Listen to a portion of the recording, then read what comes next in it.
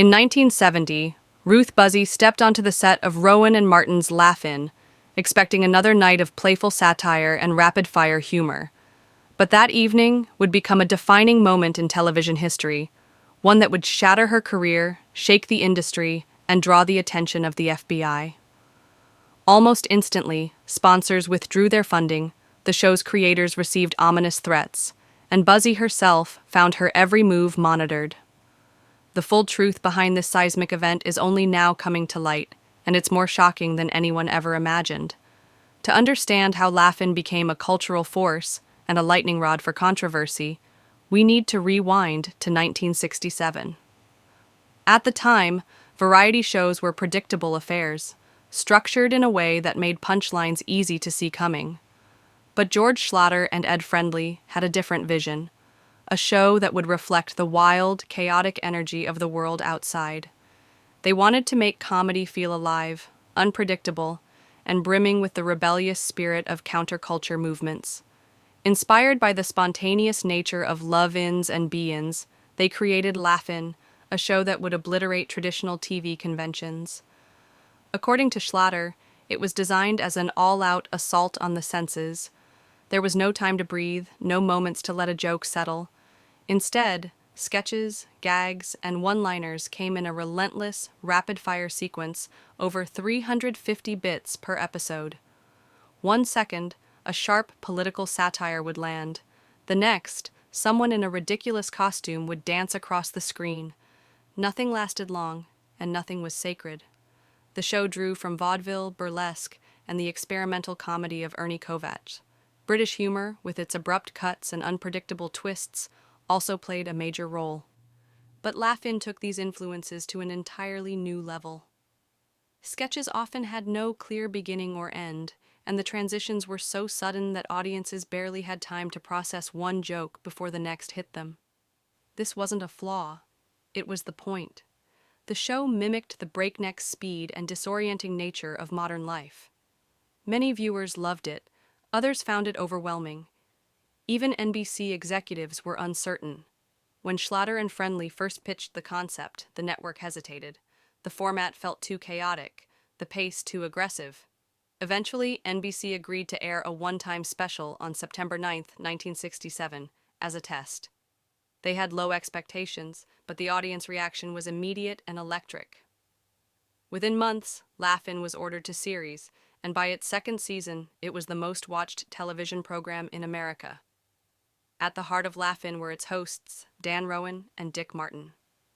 Their contrasting styles, Rowan as the smooth, in-control straight man, and Martin as the lovable buffoon, gave the show an essential grounding amidst the mayhem. Their chemistry was undeniable, honed through years of performing in bars and clubs. Their signature sign-off, "Say goodnight, Dick," "Good night, Dick," became one of TV's most enduring catchphrases. The show introduced a dazzling array of talent. Goldie Hawn, with her infectious laugh and effortless comedic timing, became a breakout star. Lily Tomlin crafted unforgettable characters like Ernestine, the sassy telephone operator, and Edith Ann, the wise beyond her years child in an oversized rocking chair. Henry Gibson's deadpan poetry readings provided a stark contrast to the show's usual energy, while Joanne Worley's booming voice and absurd comedic style made her impossible to ignore. Arte Johnson's German soldier, Wolfgang, always emerging from the bushes to say, "Very interesting, but stupid," became one of the show's signature moments. Perhaps the most unexpected guest star was Richard Nixon. In 1968, he appeared for a mere 6 seconds, stiffly delivering the line, "Sock it to me?" A moment that may have played a small but crucial role in his election victory. Meanwhile, his opponent, Hubert Humphrey, refused a similar invitation, a misstep in a campaign that was decided by less than 1% of the popular vote. But as Laugh-In soared to cultural dominance, it also courted controversy. The show didn't shy away from politics, using both sharp satire and absurdist humor to comment on current events. In 1969, an unaired sketch featuring Harry Belafonte was deemed too explosive. Set to the upbeat calypso tune "Don't Stop the Carnival," the The segment juxtaposed scenes of police brutally attacking protesters at the 1968 Democratic National Convention. Network executives, fearing backlash, pulled the clip before it could air. Then came 1970 and Ruth Buzzi's fateful moment. Though details remain murky, what is clear is that she made a statement, one that resonated so powerfully it sent shockwaves through the entertainment industry. Sponsors fled. The FBI took an interest. Threatening calls rattled the show's creators. Overnight, Buzzi's career trajectory shifted, and in the aftermath, Laugh-In itself would never be the same. Though the show continued into the early 70s, its cultural grip began to loosen. The world was changing. By 1973, Laugh-In was gone, but its impact remained. Without Laugh-In, there would be no Saturday Night Live, no Monty Python's Flying Circus. It redefined television comedy, proving that humor could be as fast, unpredictable, and anarchic as life itself. And as for Ruth Buzzi's infamous moment, decades later, we're still trying to understand the full weight of what happened that night. But one thing is certain, Laugh-In was never just a comedy show. It was a revolution. Ruth Buzzi, a beloved comedian and actress, has spent a lifetime making others laugh. Yet behind the scenes, she has faced moments of deep sorrow. Known for her iconic roles on Rowan and Martin's Laugh-In, she brought joy to millions. But her personal life was not without hardship. One of the greatest sources of sadness in Ruth's life has been the challenges she faced with her health. In her later years, she suffered a severe stroke that left her unable to communicate as she once did. For a woman whose life revolved around making people laugh with her words and expressions, this was a heartbreaking loss.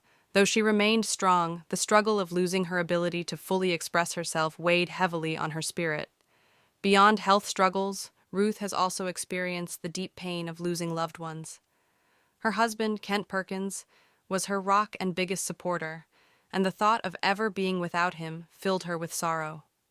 The two shared an unbreakable bond, and as they aged together, the fear of losing each other became an ever-present sadness.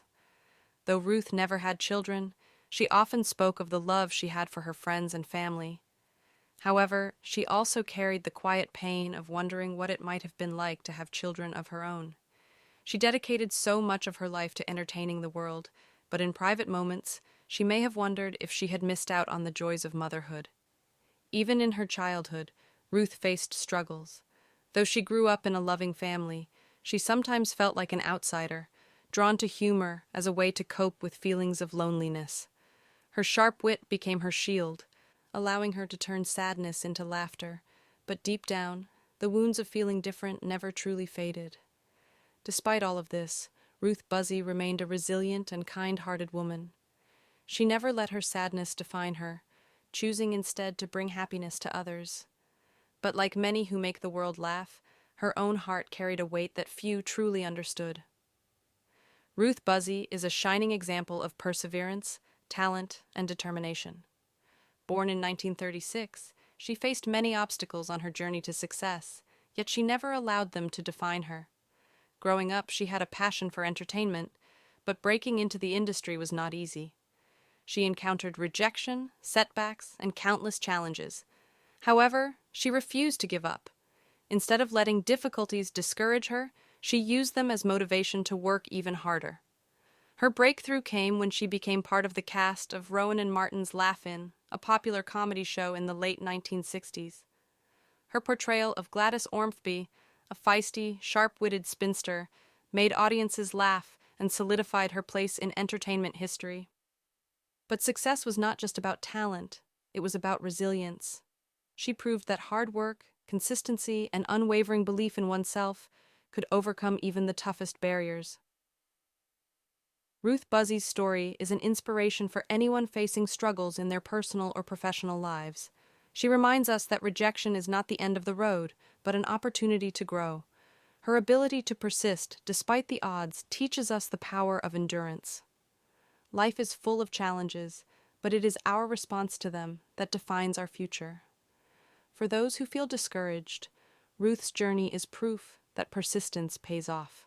Whether you dream of a career in the arts, business, or any other field, remember that the road will have obstacles. The key is to keep going, to believe in yourself even when others doubt you, and to turn every challenge into a stepping stone. Ruth Buzzi never let difficulties stop her, and neither should you. Your dreams are worth fighting for. Keep moving forward, and success will follow. Ruth Buzzi, a true icon of comedy and entertainment, deserves our love, admiration, and heartfelt appreciation. For decades, she has brought joy and laughter to audiences worldwide, leaving an unforgettable mark on the world of comedy. From her legendary performances on Rowan and Martin's Laugh-In to her countless appearances on television and stage, Ruth's unique humor, impeccable timing, and boundless energy have made her a beloved figure in entertainment history.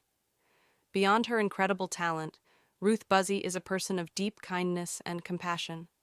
She has always used her platform to spread positivity, support charitable cause,